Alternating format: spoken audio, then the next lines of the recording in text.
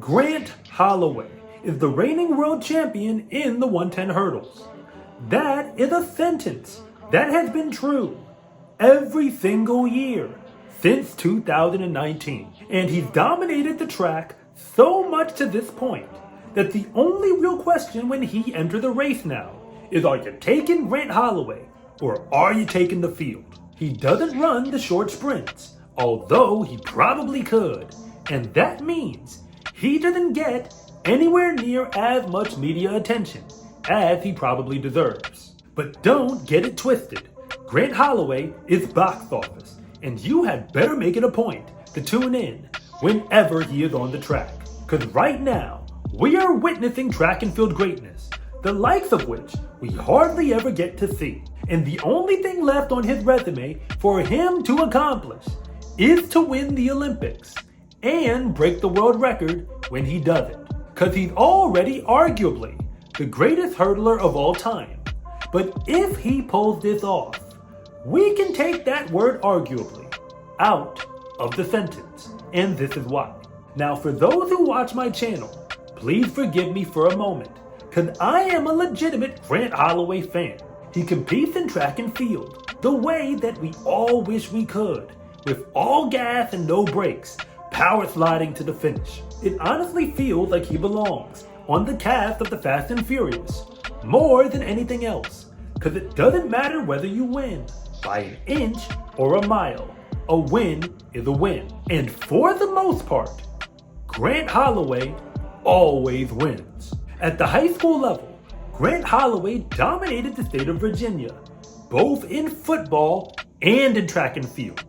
In fact, he was a 3-star football recruit with scholarship offers to go with it. But ironically, during his senior year, he wasn't the fastest hurdler in the entire nation.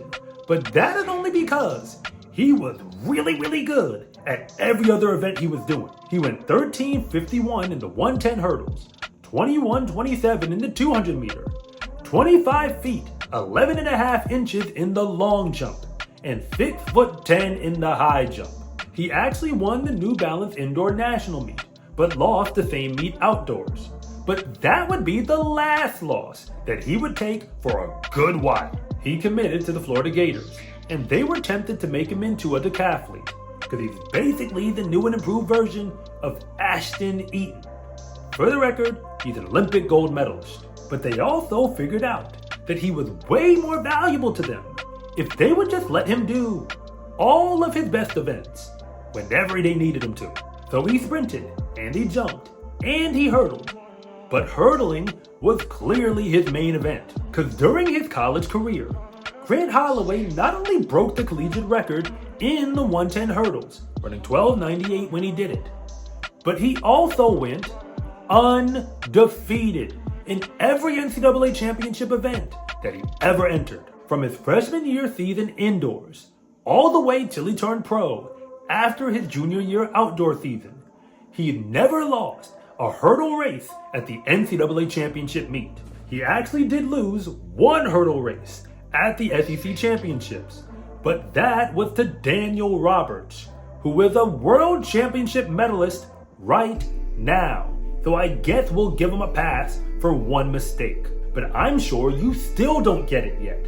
Grant Holloway was a short hurdler who also won the indoor 60-meter dash at the NCAA championship meet, the one time they put him in it. You can hit me in the comments if you want to, because I really don't think this one's up for debate.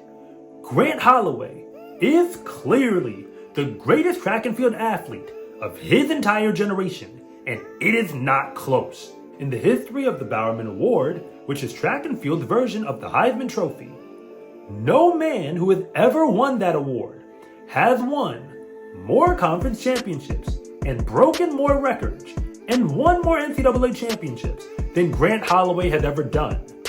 And to be clear, he only stayed in college for 3 seasons and still not even close. So it's only after all of that Grant Holloway went pro, signing with Adidas, and he hasn't looked back ever since. He's literally won the world championship every single year since he turned pro, back in 2019.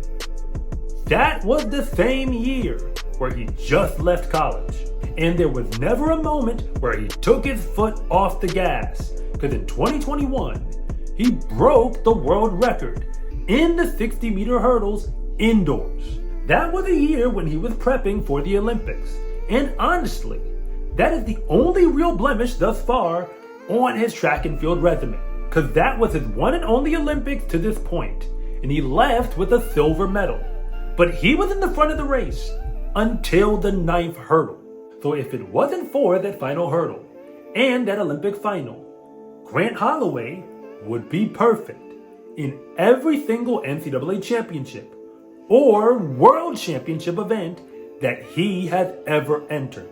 At this point, we are really just waiting for Grant Holloway to avenge that loss. Outside of that and breaking the world record, there's really not that much for him to accomplish left on the track. And in case you didn't know, he is only off of the world record by 1/100th of a second.